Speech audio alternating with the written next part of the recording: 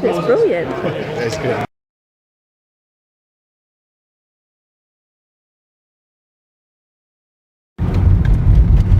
So, it's the 12th of May and it's Horrorcon UK. It's on today. That was a bit of a tongue twister, wasn't it? So, as you can see, it's really early morning and it looks like we're in Silent Hill. It's all bloody misty, but my husband decides to go to the bloody damn car boot just before we go to the Horrorcon. So, at the moment, I'm dressed in my bloody trash clothes, and then when I'm at the car boot, coming off the car boot, I have to get dressed into my velvet skirt because I want to wear a velvet skirt and boots to the Horrorcon. So it's a bit of a crazy day, really, in deciding to go to the bloody car boot that's on the way, and it's huge. I'm going to be knackered. But yeah, look, it's so misty today. I hate it when it's misty. It's so dangerous. It's like 1 minute past 5. Oh, it's going to be a long day. But I'm looking forward to the Horrorcon. People was going on a little bit about Corey Feldman on Facebook. So I'm a little bit apprehensive about him. So we'll see when we get there. So for now, I'm signing off. And when we get there, I'll start recording again for a bit. Bye.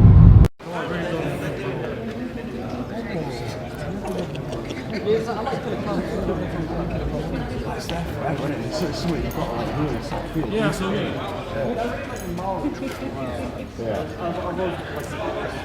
I was waiting until you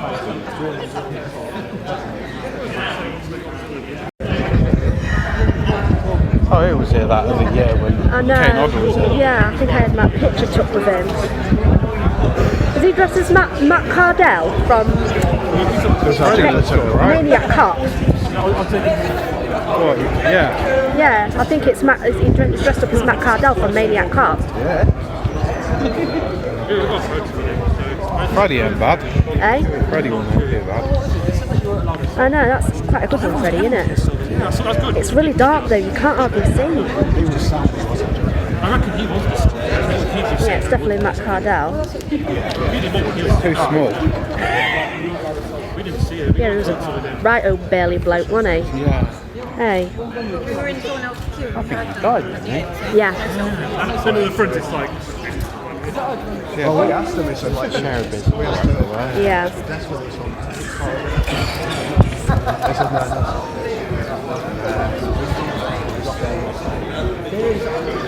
We can't stop you.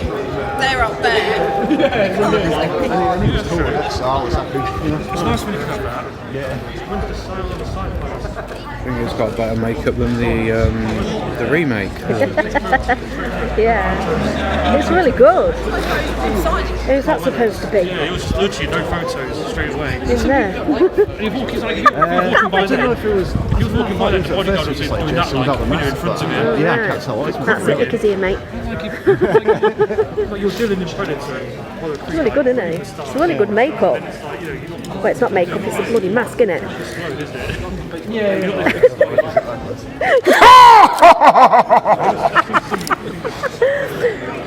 It's brilliant.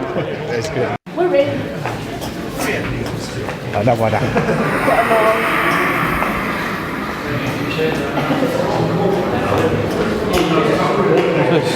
Trying to do it like a history museum.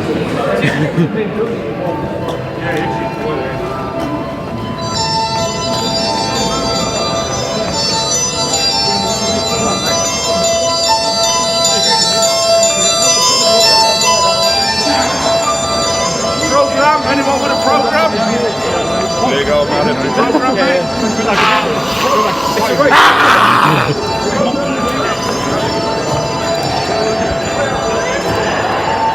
But yeah, when he started shouting, I thought it was one of them people doing charity. You know, on the street. Yeah. Trying to sign you up to everything.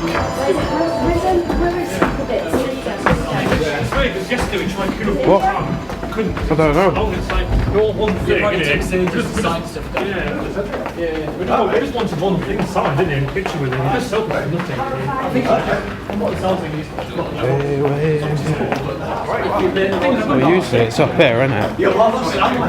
Some of the burning questions, like, what's the good stuff on your face for? What do you run after a van? What do you run after the van? It's like typical it is. Like, I want to do it.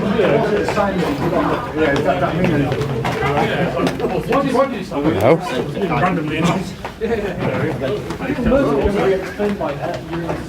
Yeah. You've got a bloody tombola. Because in the club on the base, same style.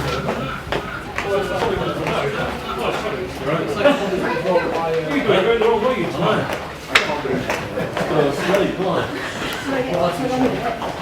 What? Oh, I didn't see. Really,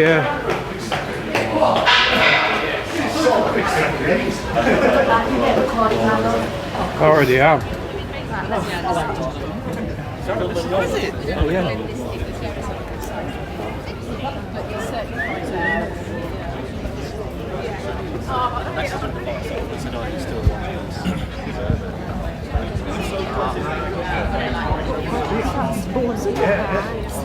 I'll tell you what, I'll go after you.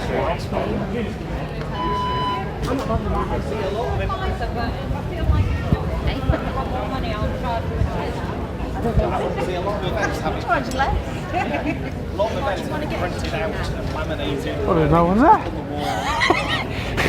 Corey. Yeah, but it's not even there. They're all late. So I don't know.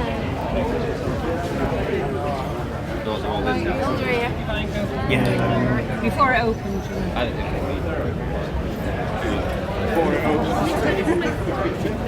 I ain't queuing for nothing. Hey? There's nothing there to queue for. Get out of the way.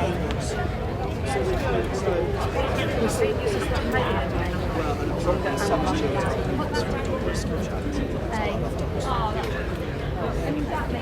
You know what, in all fairness, it's quite nice.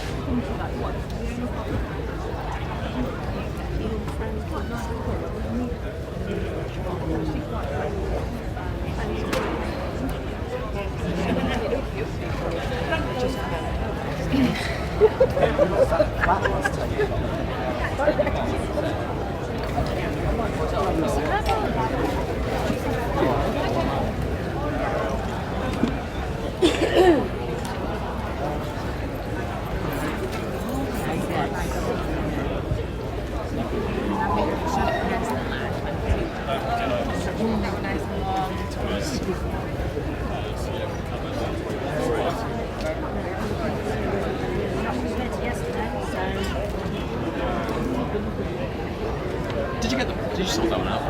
No, I couldn't. And they're probably coming through the back door. yeah, like I say, this. There's what? Just let them get out of the way. I'm not bothered. No, I'm on about the actors might be coming through there. They'll go down, the tubes will go down, so it'll be alright, won't it? No, I'm on about, they got the back door open. Yeah. Can you remember? Oh, right. I didn't see you.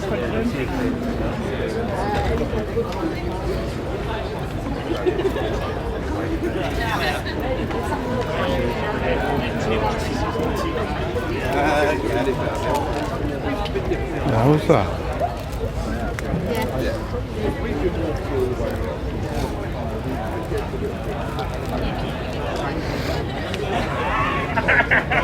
It's usually carafe when people drink too much carafe. Was that first you bought last time? Yeah. These guys, it's the same people.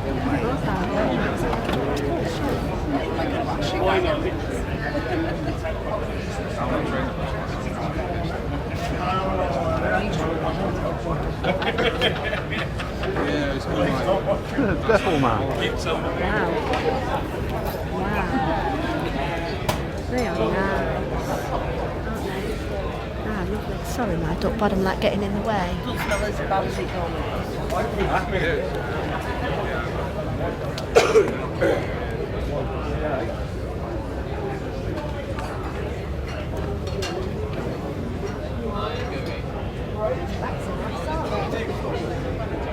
Purses.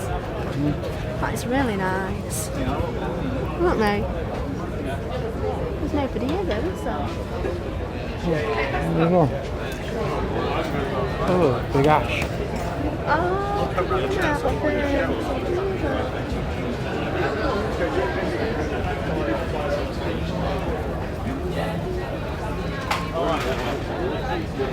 Morning. I don't know whose day it is, but it's not mine. Never signed it.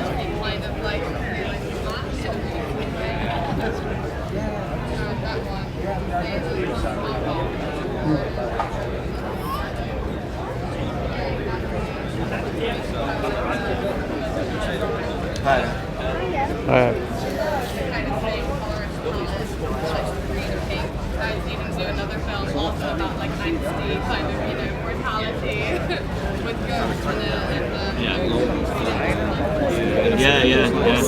Yeah, and that's no.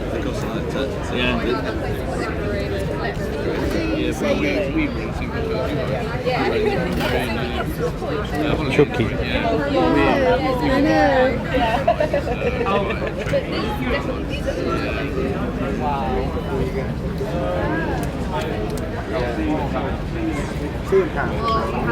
That is, I mean, we don't have Horrorconuk for obvious licensing reasons. No one's ever gonna let that go, sadly, but that's actually, I mean, like,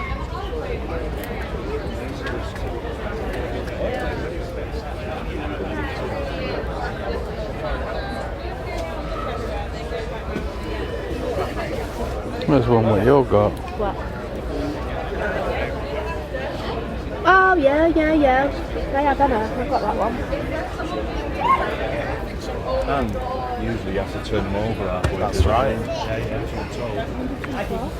Right together.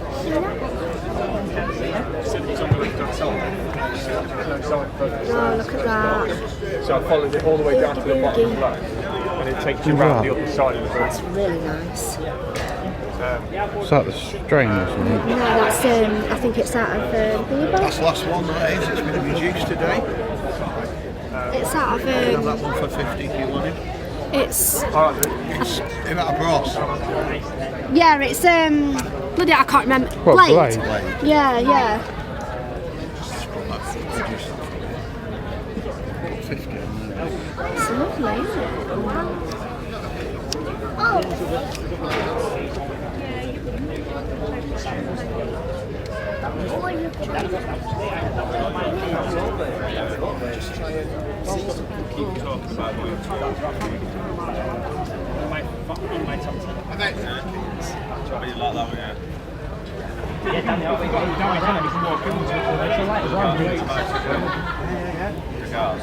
I can't move it under my roof and bounce, but I need really. Might do a trade-in. I just can't You've get got rid. garbage pail Trade kits. all these caps and let me. Don't use them, they're just too big. I haven't took it out apart for 2 years.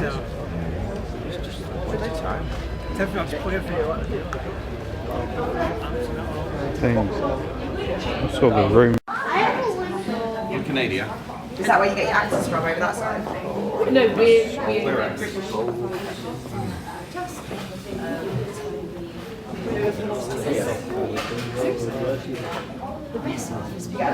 Right.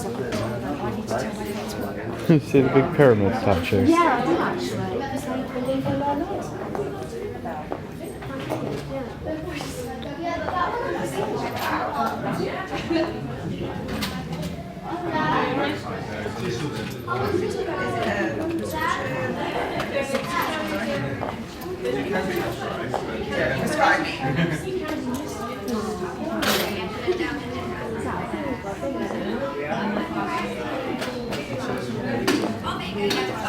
Hi, good morning. Please feel free to pick everything up. It's all lighter than it looks, and it feels like it should. So that's what it would look like. And then you can put them multiple things. But how does it flow to make that? So Flat piece of The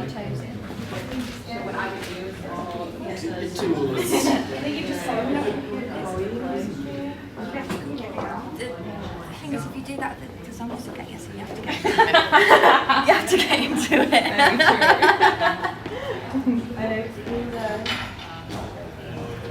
you're in for more of the same. Without any further ado, because we're running a little bit late, let's welcome onto stage the great Corey Feldman.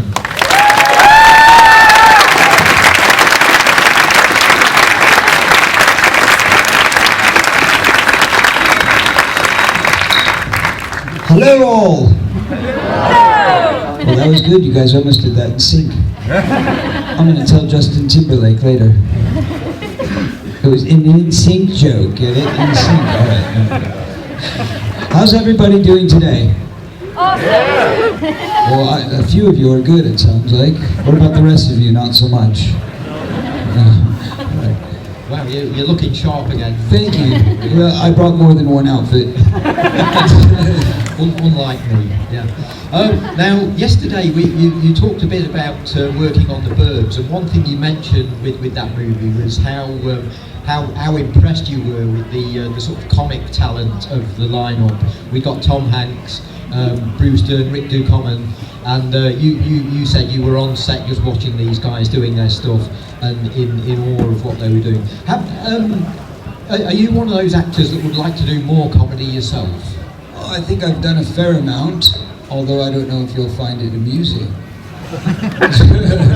That's to each his own, I suppose. But yeah, you know, the thing I guess that I'm very pleased with of my overall body of work is that I'm definitely not one of those guys you can put in a box. So, you know, I've got my horror films, I've got my comedies, I've got my dramas, you know, I think a fair bit of it is sci-fi, action, adventure. I've done it all, really, but there's so much more that I haven't done that I would like to do, but I don't know if, I think, you know, I started off doing stand-up. I was lazy, so I sat a lot when I would do it, but they called it stand-up anyway. But yeah, I was doing that when I was 15 years old because of my impressions, which actually is what got me the job in Goonies. Because when I was 10, I was already doing impressions. So when I auditioned for the role in Goonies, one of the things I had to do when I went into audition was do a bunch of different characters and voices, which I guess I did well enough to get the job. So then I started doing stand-up at around 15 years old, and one of my first gigs ever was in New York at a very famous place called Catch a Rising Star, and I was actually slotted in between Dennis Miller and Rodney Dangerfield. And the news was there to film me. Talk about a little bit of pressure, you know, like, those guys, what have they done? What have they done? I'm the new kid in town, you know, and it was like, no, very scary.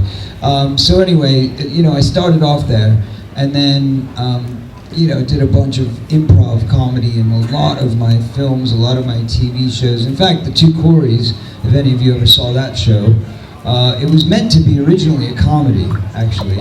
So the first season was all improv comedy, and we just wrote the sketches of like what the scene would be about, and a lot of it was made up, and a lot of it was stories that we created. And you know, if ever I had my druthers, there's so much, a lot of people don't know this, but there's so much footage from that series that was never shown. And a lot of that stuff is probably Corey and I's funniest work together, improv-wise. It was so funny that the cameramen couldn't hold the cameras up because they were shaking, you know, laughing. And unfortunately, none of it made it to the show because they wanted to get the drama and they wanted more serious, you know, storylines and stuff like that. So they cut a bunch of the comedy. So if I had my druthers, I would actually go and do the lost episodes of The Two Coreys. And hopefully one day that could be done, but God knows I don't want to deal with Judy Hayne. So we'll see. Now, talking of Corey, can you tell us more about the amazing relationship that you had with him over the years? And did you know him before you worked together? Well, the way it happened, for those of you who haven't read my book, for those of you who have, you've heard the story, so you can take a nap. But for those of you who haven't heard the story, so what happened was, actually I'd never heard of Corey at the time, until I was in the fitting room with Joel Schumacher getting ready to do my wardrobe for the Lost Boys, and he was on the phone with someone. He's like, "Oh yes, this is gonna be amazing. I've got the two Coreys in my movie." And I was like, "Two Coreys? What are you talking about? There's only one of me. Hello?" And he's like, no, the 2 Corys. And I'm like, what is this guy talking about? So then, after that, shortly after that, I remember looking through a teen magazine and seeing this guy called Corey Haim. And then there was this girl that I really liked named Robin Lively, whose sister is Blake Lively.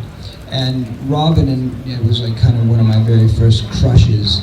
And, you know, of course, I'm puppy love, and I'm on the phone with her all hours of the night. And all she would talk about is this guy named Corey Haim. And I was like, what is this? You know, you've got some other guy with my name, and you're throwing it in my face. That's not very nice of you. And so I would hear about him, and then right before we started filming, so obviously I'm quite inclined to not like him at this point. He's already stealing my girl, he's stealing my gigs, he's stealing the magazine, you know, pages or whatever. So I'm like, who's this kid moving into town from Canada? And so then I come home one day and I get a message on my answering machine, and it's Corey Haim, and he leaves me this very nice message, and he says, hey man, what's up dude, Corey Haim here bro. Listen man, we're gonna be like working on this new movie together, Lost Boys, so I figure we should probably get together, we should meet, we should hang out, you know, get to know each other. So looking forward to it, man. And I'm like, now I can't even hate the guy because he's nice. So anyway, with that, we made plans to get together, and we had a nice day at the beach where we went with our fathers, and we threw the football around, and that's not the soccer ball, that's the American football for those, the real football. That's right. So anyway, so we had a bit of a fun day on the beach, and then we went home to his apartment, and that's when we really got to know each other, and he told me some of his unfortunate secrets and things that had happened in his life, and it all kind of went from there. But yeah, so it was obviously very meant to be. As much as I fought it, it eventually became quite obvious that we were meant to be best friends.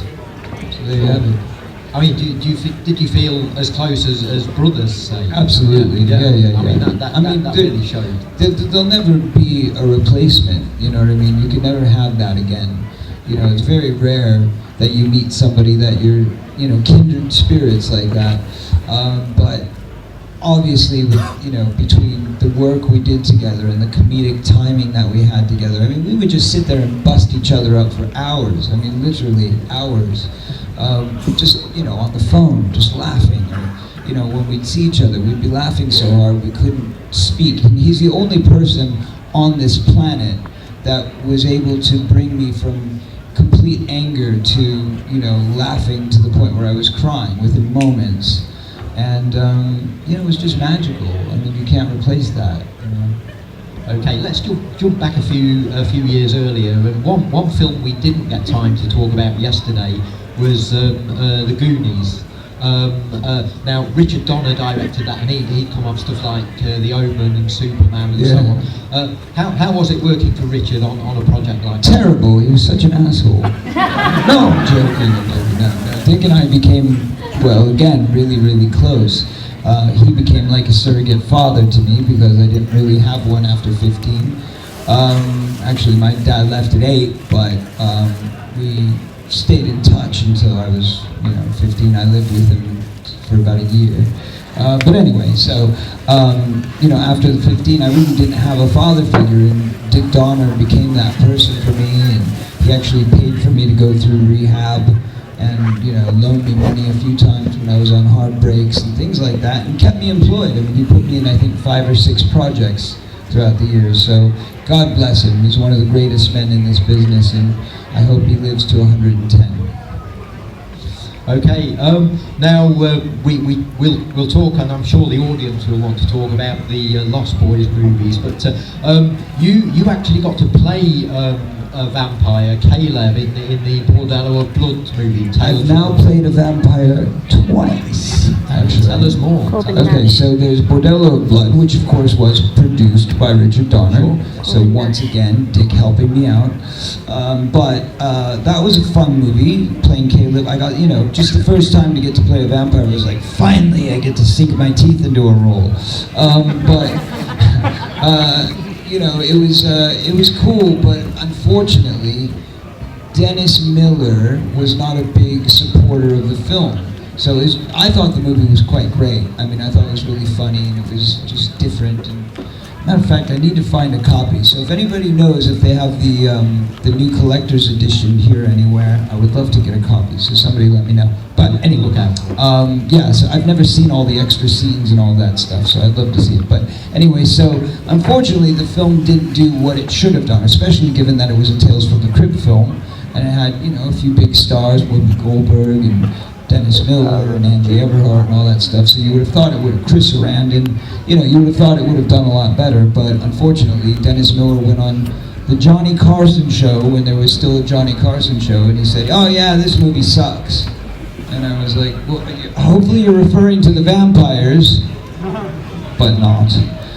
Anyway, so yeah, it was unfortunate with that one. So I thought, well, since not enough people really saw it, let's try doing it again. But if I'm gonna play the same character twice, it can't be the same character. So if I'm gonna be a vampire, then I've got to really do something completely outrageous that nobody will see coming. And that leads us to Corbin Nash, which is my most recent film. Came out in theaters last year in the States. I don't know if it was in theaters here.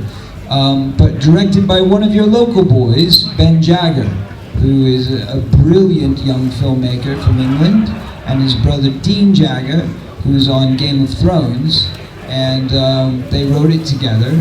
Brilliant film starring Malcolm McDowell, another one of yours, and Rutger Hauer. Yes, Malcolm is a legend, God bless him. And Rutger Hauer, also a legend, and Bruce Davidson was in it as well. But anyway, so that was probably my most bizarre character to date, because I played a transvestite vampire. Yeah, so it's kind of like, Franken-Vampy or something like that. But anyway, it was really, really great film. I really love it, and if you haven't had a chance to see it yet, you should go out and see it. It's on Netflix or iTunes or Amazon or all of that. But yeah, Corbin Nash, great film.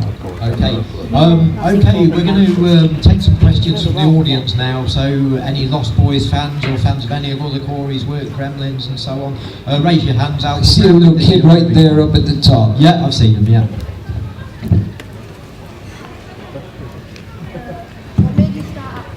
Oh, we're gonna bring you a mic, don't worry.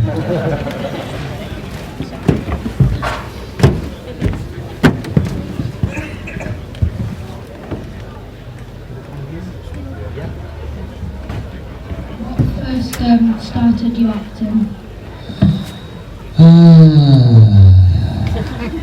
Good question.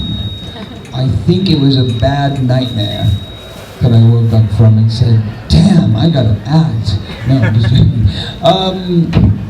It was my mom, to be honest. It was, my parents kind of put me in the world of entertainment. It wasn't really a choice, and quite unfortunately, I didn't have very good parents, and they abused it quite heavily, so I ended up being a bit of a slave, a child slave, really. I didn't get paid for my work because my parents used all the money, so I don't strongly advise children being actors or being in the entertainment industry, because the temptation for parents to do things improperly is far too great, and I think that the child's well-being should always come first. The interest in taking care of your children should always come first. And quite honestly, the entertainment business isn't the greatest place for a sound upbringing. But that said, I think it's very important if you like the idea of being an actor, or if you feel like you should be, or it's part of what you want as an artist, or to be an actor when you grow up or whatever. It's great to start learning when you're a kid and doing theater and doing all that stuff and play acting and getting your chops, so to speak. But I also encourage people to wait until they're in their later teens to really consider working, because like I said, family values is most important. Cheers. Was there another hand over here somewhere? Yeah, one there, yeah.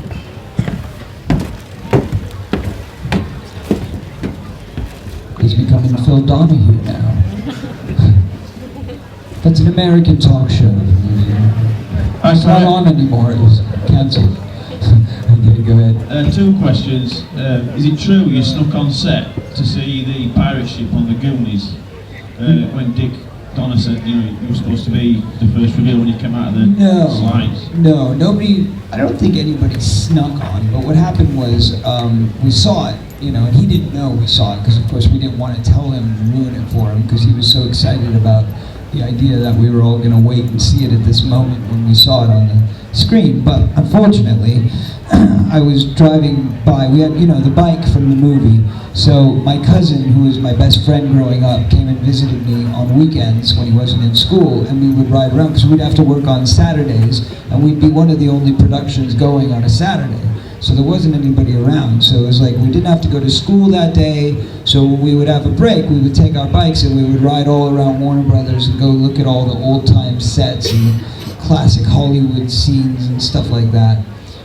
So, it was quite fun just having our own little private studio tour whenever we wanted. And we'd roll around on bikes. So one day we were riding our bikes and the stage door, which always was meant to be closed, and then even if the door was open, they had a big black curtain like that went from one side of the stage to the other. So even if the door was open, you wouldn't see the actual cavern with the ship in it. But, of course, somebody messed up and they had the door wide open and they had the black curtain pulled all the way back. And so we just happened to be riding by and I looked over and went, oh, well, I don't think we were supposed to see that. All right, we'll just keep moving along. So, yeah, it was quite unfortunate, but that's where the real acting came in, you see? How many times do you get to go down the water slide? That's 2 questions, sir. All right, moving on. No, I'm just joking. Actually, we only got to go down it twice. Once for fun and once on camera. Which was quite, a bit of a pest, really, because it's like you're seeing these wonderful, incredible, exciting-looking water slides every single day when you go to work. Like, when do we get to go down? When do we get to go down? And then they're like, no, it's a safety regulation. You can only do it on camera, blah, blah, blah, blah, blah. So we only got to go down it twice, but it was worth the wait. Okay, any more hands? Yeah, one over.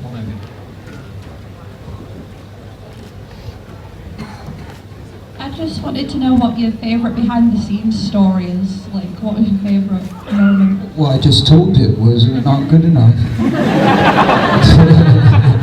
water slide. What? The water slide. The water slide. No, the ship bit. That was the good one. Fair enough. Okay, anyway.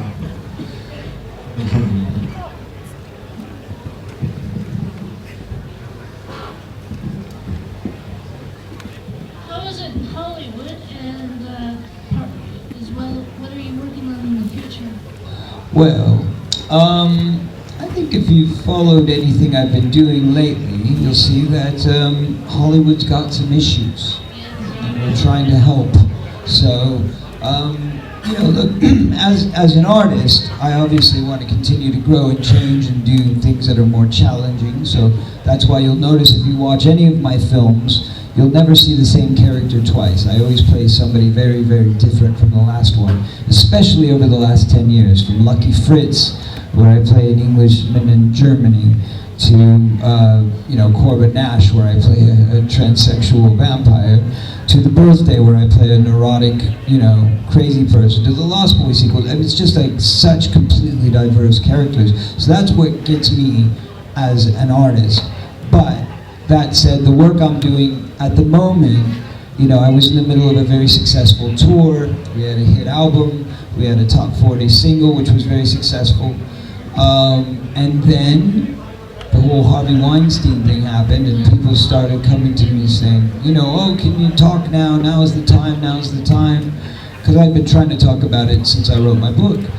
And then when I did, all hell broke loose. So it became such a nightmare. I had to shut down my tour and then, start figuring out a way to get the truth out. And I've been basically doing that for the last 2 years now. So I've shot a documentary, and it's going to be quite insightful. You know, at least talking about my experiences and my best friend's experiences, Corey Haim, and what we've been through and what we went through as children, and basically the price that we paid for the work that you guys get to appreciate. So it was a very intense childhood, obviously. You're not alone on that one. Yeah, well, which one? You mean you've had your own bad experiences? Yeah, I'm sorry to hear that. But yeah, so the point is that, you know, obviously it's not just about kids in the industry. It happens to kids all over the world in all different walks of life. So it's about raising awareness about these things, but it's also about, for me, a personal journey of trying to make a difference. So I'm not only trying to get the truth out, but I've also been going around the United States from state to state, changing statutes of limitations laws, so that victims of sexual assault can have the opportunity to come forward and hopefully get justice for the crimes that were, you know, committed but to them as children. So that's a bigger part of the work that I've been doing. And the film itself, the documentary, is almost done. In fact, I'm hoping when I get back from England, I'll have some good news about the financing to finish the film and a plan for distribution. So I'm expecting I'll know within the next few weeks, and of course I'll be making some big announcements. But to know or find out more about it, of course, you can always follow me on Instagram at CDog22. You can follow me on Twitter, Corey_Feldman, and you can read all about it in the new issue of Rolling Stone, where they did a very nice article on me and the journey and the struggle that I'm going through to make this all happen. But as soon as the film's done, you'll be hearing about it and the release date, and the release plans, and all of that. And then, once that's behind me, then I can go back to my art and do what I love doing the most, which is obviously creating entertainment. And the plan right now is to do another album with my band Truth Movement, which we haven't done a Truth Movement album since 2009. And the last one we did was, again, with a bunch of your English chaps. We had John Caron from Pink Floyd and Storm Thurgeson from Pink Floyd, who did all of our artwork. Scotty Page from Pink Floyd. So we're going to be doing another one of those with hopefully all of them. Storm's gone, but we still have some of his artwork left over that he created, and we're going to be shooting new images for that, so out of his artwork. So he'll still be a part of it somewhere, and then we're hoping to do. I mean, this idea I have for this next Truth Movement project is really the biggest idea I've ever had, and it's a completely new way to interpret music. So I can't say much more about it than that. It'll be a big surprise to everyone, but the plan is to tour that all over the world. So hopefully we'll eventually get over here with the band to do a proper tour. Thank you. Thank you.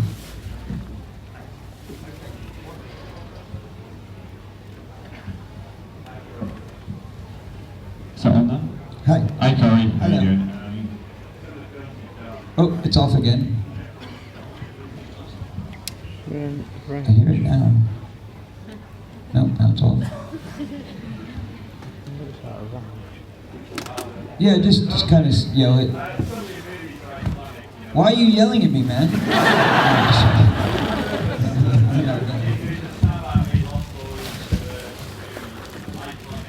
Thank you.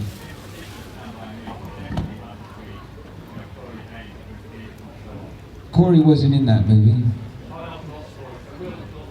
Whatever, they're all the same. Thank you.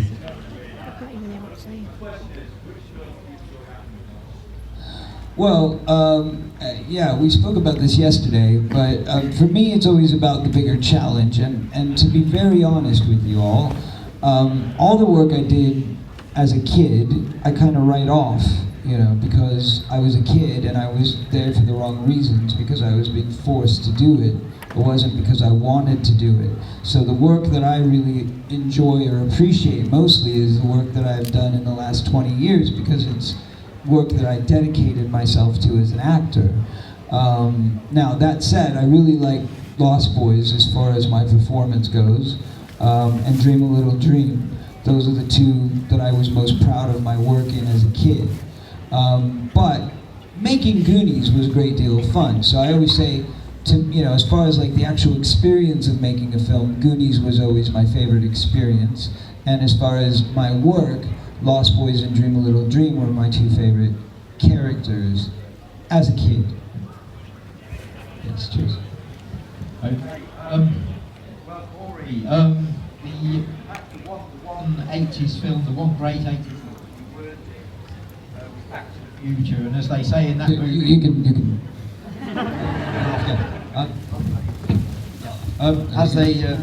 As they say in Back to the Future, unfortunately, we're out of time. Out of time! But we got to get back in time. Definitely. All right then. Thanks for two tremendous half hours. It's been a sheer pleasure. Thank you so much. He's a great presenter, right?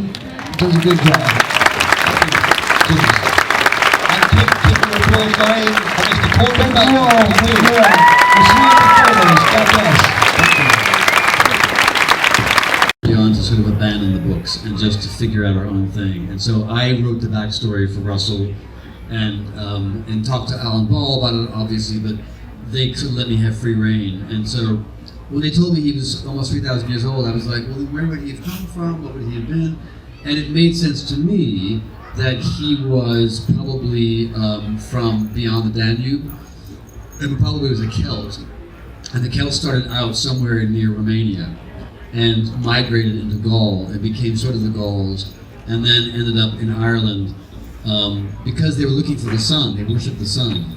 And that was a great irony for him to be a sun worshipper, but to be a vampire. And so, and in my backstory also, which I wrote, he was a slave, and he was made a vampire, and the first thing he did was to kill his slave master. And he had scars all over his back, which I always wanted them to show, but they wouldn't show. They never showed it. We had a sex scene where I was like, oh my god, now we can show his scars, and they didn't get to show it. But so for me, you think about when a person is made a vampire, that's who they are.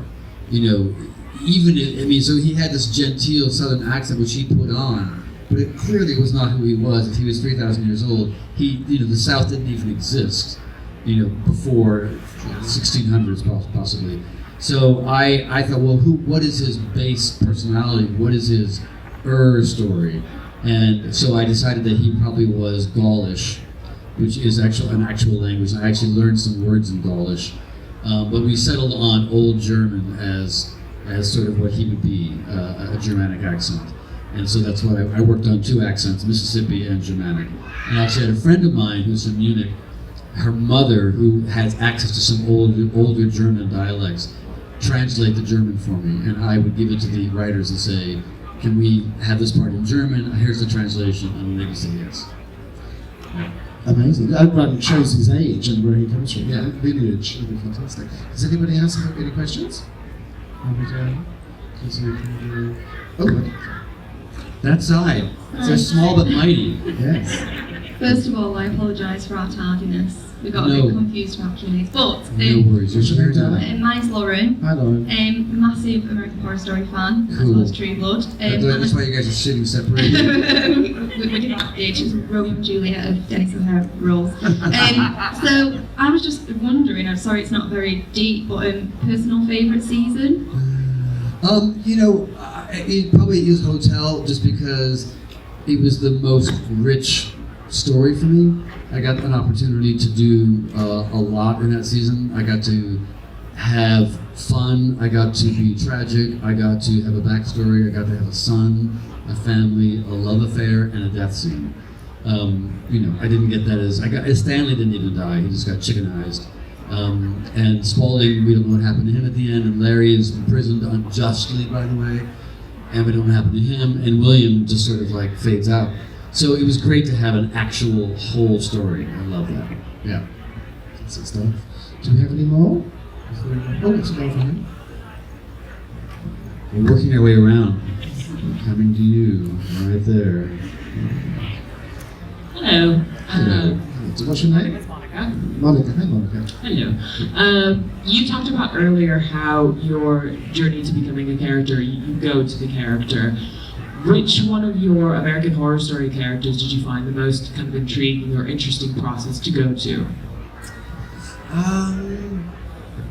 Well, oddly enough, Liz was incredibly instinctual. I don't have a long history of investigating those kinds of characters, but it was very easy for me once I got into the costume to find her.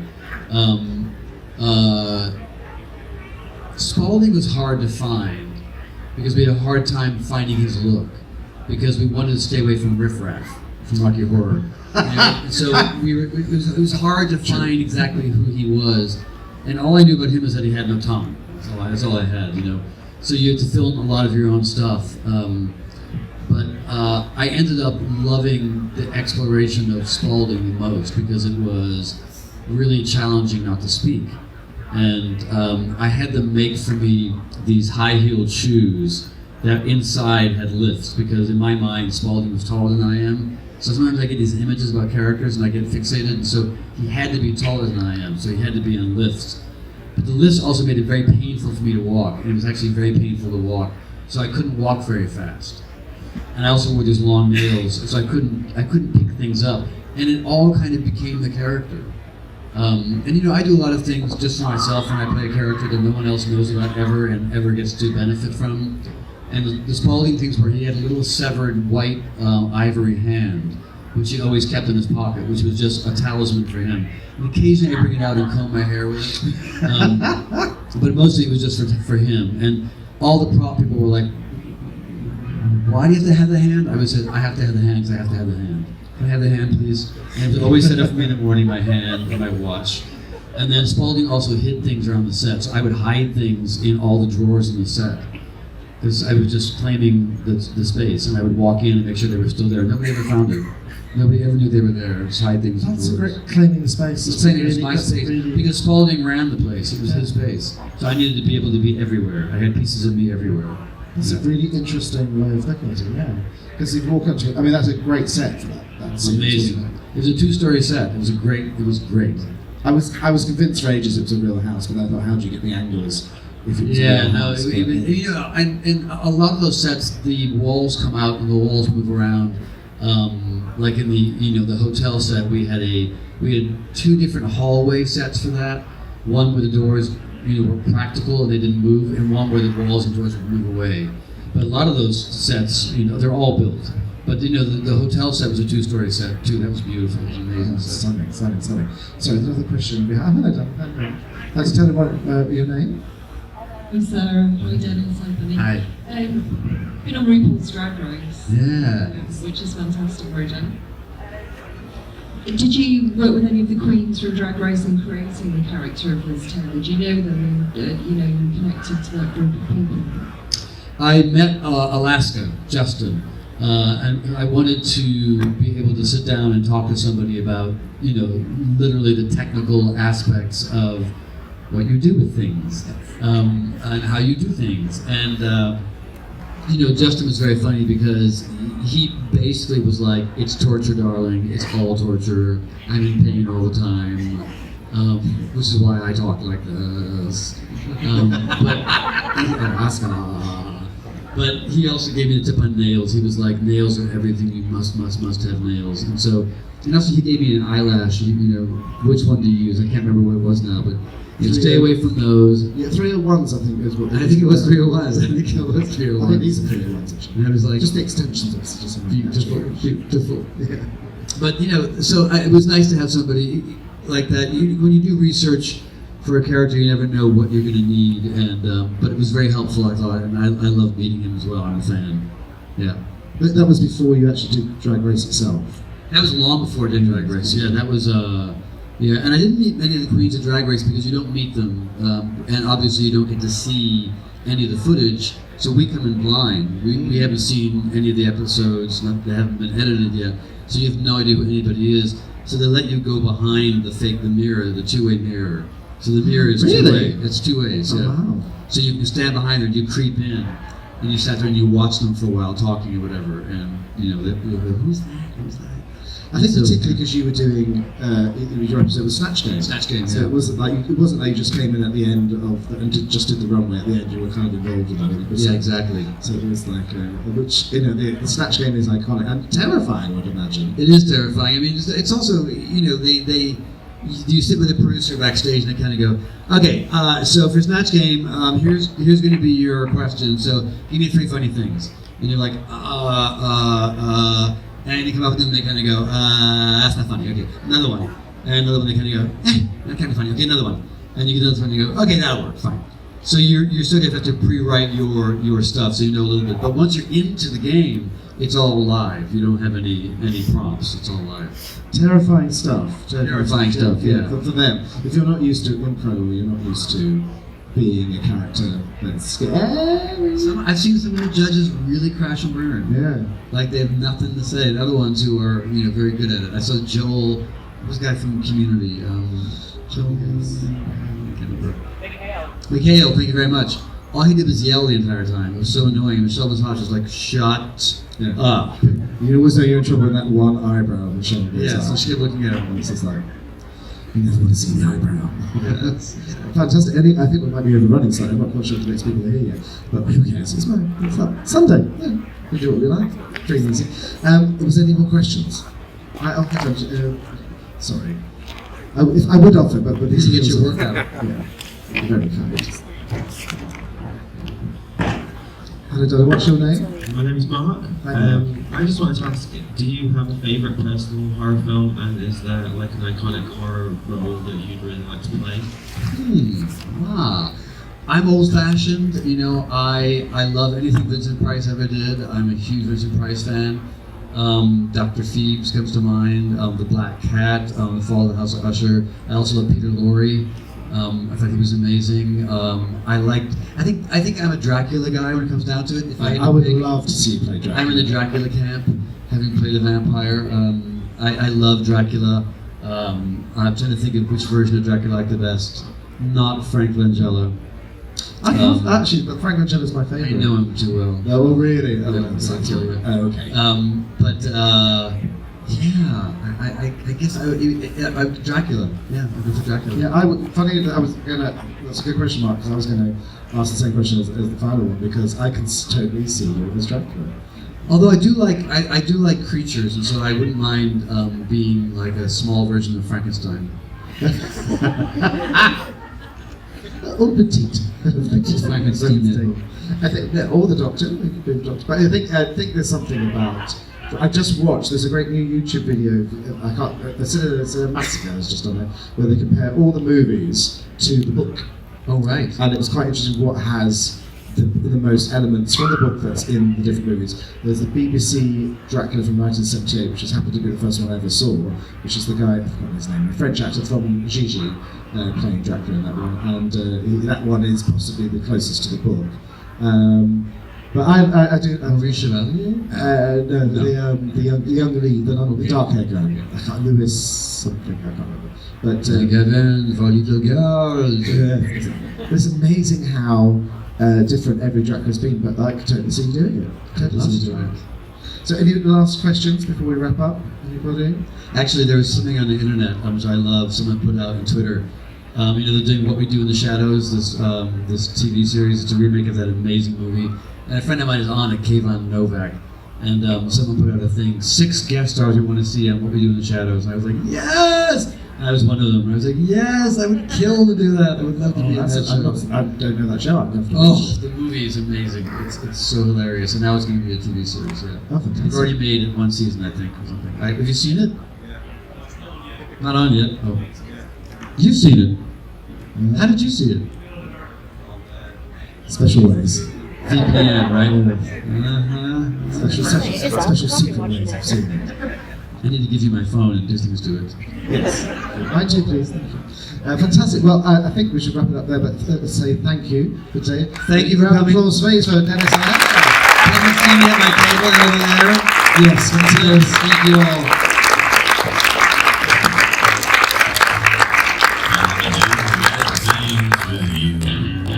Before we went to the horror convention, we went to a car boot, and the car boot was really, really big.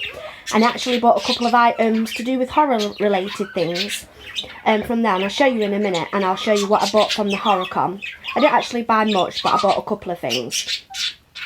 So, like I say, we arrived there at 9 o'clock. We were stood outside queuing for an hour, so that took a toll on me. We didn't leave until just after 4 o'clock because we had to wait for Corey Feldman. So some of the guests that was there was like Corey Feldman, Dennis O'Hare from American Horror Story, Duncan, I think it's like Rayner or Regner or something, I can't say his last name, you have to excuse me, but it's from the 80s movie The Monster Squad. He plays Dracula. I actually went and got his autograph and he was just a lovely chap.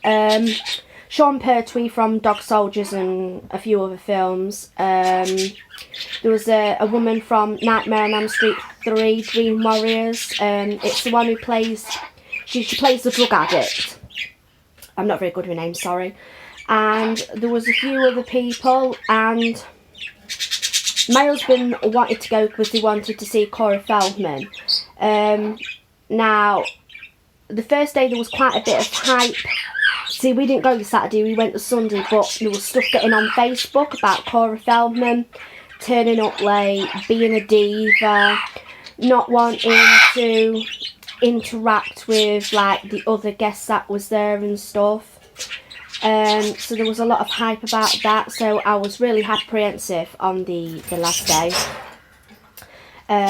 It was £45 to have a picture took with him, which I thought was incredibly bloody expensive. He did a Q&A, which we recorded, so that'll be in the video. So on the second day, he actually turned up at 12:30. So people have been waiting since 10 o'clock to see him. And then we had to wait from, I think it was like, we went into the queue. I can't remember what time we went into the queue, but we went into the queue and we probably had to wait. We had to wait a while, put it this way. But when we did eventually go back into the queue, we didn't have to wait too long. They was telling us to move. And I said, I am not moving. I said, now I am here, I am not moving. And I did not move at all. Excuse the parrot, because I'm talking, it gets her talking. So, yeah, so I really didn't want to get in the picture with my husband, but the man says, well, you might as well get in, so I did, but I really didn't want to get in. So all in all, it was a good day. I really enjoyed myself. I met Bunny Galore. I had a picture taken with Bunny Galore, and I had a picture taken with other people there. I got to meet Emily Boo again. She's a YouTuber, so go and check out her channel. She's lovely.